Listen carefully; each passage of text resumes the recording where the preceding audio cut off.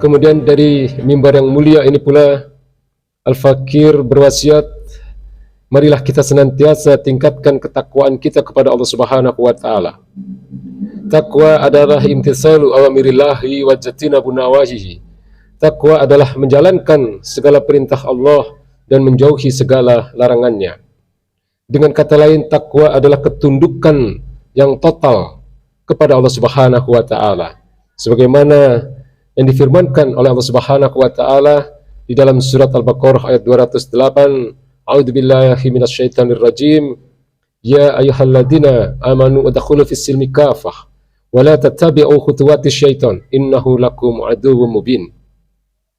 Wahai orang-orang beriman, masuklah kalian ke dalam Islam itu secara kafah, secara utuh, secara keseluruhan. Wa la tattabi'u khutuwatis syaitan, dan janganlah kalian mengikuti langkah-langkah syaitan.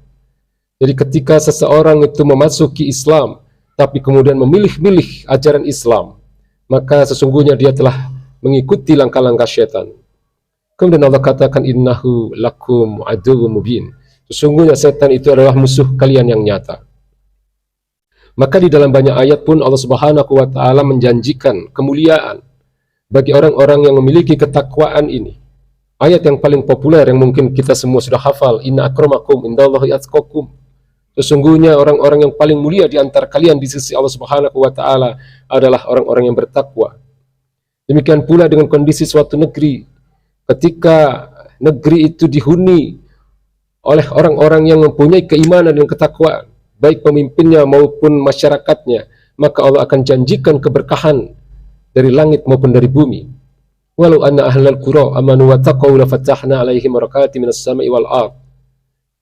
Sekiranya penduduk suatu negeri itu beriman dan bertakwa, maka Allah akan membukakan pintu keberkahan bagi mereka, baik dari langit maupun dari bumi. Maka catatan sejarah pun membuktikan bahwa ketika umat Islam adalah dipenuhi dengan orang-orang yang bertakwa pada masa-masa sahabat, pada masa-masa tabi'in, pada masa-masa tabi'ut tabi'in, maka generasi yang ada, generasi yang lahir dari peradaban yang demikian itu adalah generasi-generasi yang mulia dan sangat-sangat berkualitas. Kita bisa melihat berbagai contoh bagaimana para sahabat dalam usia-usia yang begitu muda sudah menjadi orang-orang yang demikian luar biasa, baik dalam tingkat kecerdasan maupun dalam tingkat ketakwaan. Ali bin Abi Thalib radhiyallahu anhu usia 8 tahun. Beliau masuk Islam, kemudian tidak lama karena kecerdasannya oleh baginda Nabi besar Muhammad SAW dipercaya menjadi juru tulis beliau. Arqam bin Abil Arqam usia 12 tahun. Beliau sudah serahkan rumahnya untuk menjadi tempat pembinaan dan pengkaderan para sahabat-sahabat Nabi yang telah lebih dulu masuk Islam, as-sabiqun al-awwalun. Kemudian ada nama Zubair bin Awam, usia 15 tahun, sudah menjadi pengawal yang sangat dipercaya oleh baginda Nabi besar Muhammad SAW. Kemudian Usamah bin Zaid, usia 18 tahun, ditunjuk oleh baginda Nabi besar Muhammad SAW sebagai panglima perang untuk menghadapi pasukan terkuat di dunia pada saat itu, yaitu pasukan Romawi, usia 18 tahun. Lalu sahabat-sahabat mulia yang berusia di atas 20 tahun, itu pun sudah masuk ke dalam golongan sahabat-sahabat senior, seperti Umar bin Khattab, Mus'ab bin Umair. Mereka berusia 20-an tahun. Ya. Lalu kita bisa melihat bahwa dari hasil pendidikan Islam itulah lahir generasi-generasi yang berkualitas, yang kemudian diteruskan oleh masa-masa tabi'in dan masa-masa tabi'ut tabi'in. Kalau hari ini kita sering mengenal nama-nama besar ketika kita menghadiri ta'lim, ya, ketika kita menghadiri kajian-kajian Islam, kemudian disebut nama-nama Imam Malik, Imam Hanafi, kemudian Imam Syafi'i, Imam Ahmad bin Hanbal atau Imam Hambali, kemudian para ilmuwan hadis seperti Imam Bukhari, Imam Muslim, ya, Imam Tirmizi, Imam An-Nasai, Imam Abu Dawud, Imam Daruqutni dan seterusnya. Mereka adalah orang-orang yang pada usia-usia belia, ya, usia-usia belasan tahun, sudah menjadi orang-orang yang minimal adalah hafal Quran, kemudian hafal ribuan hadis. Kemudian hari ini berbagai karya-karya mereka setiap hari dipelajari, dikaji, dan nama-nama mereka disebut. di seluruh dunia di dalam kajian-kajian keislaman. Bandingkan dengan hari ini, bandingkan dengan generasi yang dibentuk oleh satu sistem peradaban yang jauh dari Islam ini.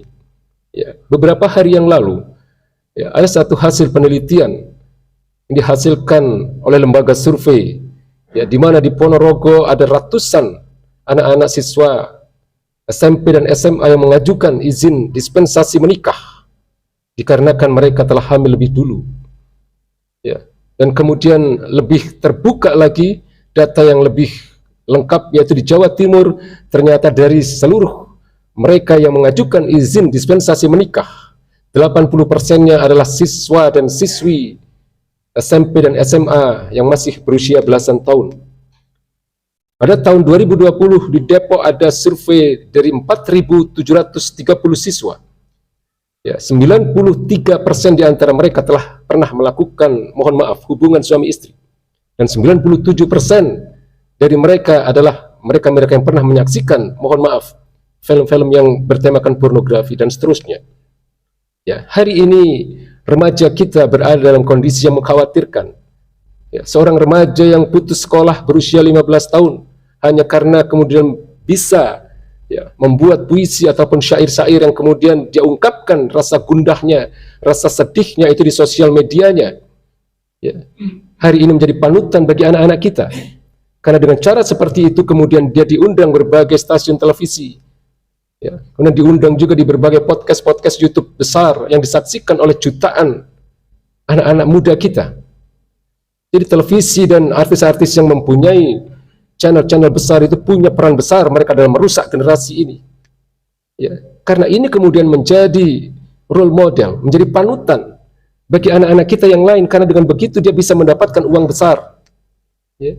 Belum lagi hari ini kita bisa melihat seorang transgender yang datang dari Jerman, yang di sana menjadi seorang pegawai dari restoran cepat saji, ya, hanya karena kemudian dia melenggak-lenggok di akun YouTube-nya dan akun-akun sosial medianya. Ketika ke Indonesia disambut dengan banyak stasiun televisi, jutaan fansnya, kemudian diundang berbagai podcast-podcast YouTube terkenal. Ini menyedihkan dan mengkhawatirkan. Ya. Jadi inilah kondisi di mana hasil dari peradaban dan sekaligus juga adalah sistem pendidikan yang berbasis sekularisme. Sistem pendidikan yang jauh dari nilai-nilai Islam. Ya. Dan ini tentu bukan tanggung jawab 1-2 kaum muslimin, bukan tanggung jawab 1-2 ulama, ya, bukan tanggung jawab 1-2 guru, tapi ini menjadi tanggung jawab seluruh kaum muslimin dan terutama mereka-mereka yang hari ini mengemban amanah menjadi penguasa dan mengelola persoalan-persoalan pendidikan ini. Sungguh satu hal yang menyedihkan ketika beberapa waktu yang lalu kita tahu bahwa di dalam draft Peta Jalan Pendidikan Nasional tahun 2020 hingga 2035 justru frase agama ini dihilangkan. Justru berbagai hal-hal yang berlandaskan keagamaan ini dihilangkan. Ini satu hal yang menyedihkan, bagaimana kita bisa menghasilkan generasi yang mulia, bagaimana kita bisa menghasilkan generasi yang berkualitas jika agama tidak menjadi landasan dalam sistem pendidikan mereka. Sistem pendidikan Islam adalah sistem pendidikan yang telah terbukti menghasilkan generasi yang mulia, generasi-generasi yang berkualitas. Ya. Karena sistem pendidikan Islam menjadikan baginda Nabi besar Muhammad SAW sebagai role modelnya, sebagai panutan. Ya. Sebagaimana apa yang disampaikan oleh Allah Subhanahu wa Ta'ala, wa innaka la'ala khuluqin azim. Sesungguhnya di dalam dirimu, wahai Muhammad, adalah merupakan gambaran dari akhlak yang mulia. Atau di dalam ayat yang lain Allah katakan, laqad kana lakum fi rasulillahi uswatun hasanah. Sungguh telah ada di dalam diri Rasulullah SAW itu adalah uswatun hasanah, suri tauladan. Beliau adalah contoh terbaik dalam seluruh aspek kehidupan, dalam seluruh berbagai persoalan-persoalan, baik itu persoalan ibadah maupun persoalan-persoalan muamalah. Inilah yang menjadi pembeda antara sistem pendidikan yang berbasiskan sekularisme dengan sistem pendidikan yang berbasiskan Islam. Kalau kita melihat bagaimana warisan yang telah ditinggalkan oleh para pendahulu-pendahulu kita, selain kitab-kitab mereka, karya-karya mereka yang menjadi kekayaan khasanah keilmuan di dalam Islam di seluruh dunia. Kita bisa melihat pula hari ini berbagai warisan-warisan pendidikan yang berupa lembaga-lembaga pendidikan Islam yang telah lahir sejak berabad-abad yang lalu, yang kemudian melahirkan ulama-ulama besar. Al-Azhar di Kairo, Mesir itu adalah satu lembaga pendidikan yang telah berdiri sejak abad ke-10 Masehi. Hari ini masih ada dan hari ini masih terus menghasilkan ulama-ulama besar. Ya. Dan kita tahu bahwa berbagai kitab-kitab hasil mereka-mereka yang menempuh pendidikan di Al-Azhar ini pun kemudian menjadi kitab rujukan dari berbagai ulama-ulama besar hari ini. Kemudian di Maroko pun ada yang sampai hari ini satu lembaga pendidikan yang didirikan pada abad ke-9 Masehi yang bernama Al-Qarawiyyin di Maroko, yang kemudian juga menghasilkan berulama-ulama besar. Ya. Atau kalau kita hari ini melihat berbagai ilmuwan-ilmuwan umum, ya, yang di luar ulama-ulama berbasis keagamaan, mungkin sering kali kita mendengar nama Ibnu Sina misalnya, ya, ahli kedokteran yang merupakan hasil dari pendidikan Islam. Kemudian juga ada yang kalau kita mengenal nama Al-Khwarizmi, ahli matematika, yang sampai hari ini karya-karyanya, penemuan-penemuannya banyak kita pelajari dan banyak dipelajari oleh anak-anak kita. Ya, Al-Idris, penemu ilmu geografi, yang hari ini pun banyak dipelajari oleh seluruh siswa-siswa di seluruh dunia, dan berbagai ilmu-ilmu yang hari ini banyak dipelajari di berbagai lembaga-lembaga pendidikan di seluruh dunia. Tidak sedikit yang merupakan sumbangsih, merupakan sumbangan dari hasil kekayaan intelektual Islam. Inilah yang merupakan bukti betapa Islam melahirkan generasi-generasi mulia, generasi-generasi berkualitas yang bukan hanya memiliki tingkat kecerdasan yang tinggi, tapi juga memiliki tingkat ketakwaan yang luar biasa.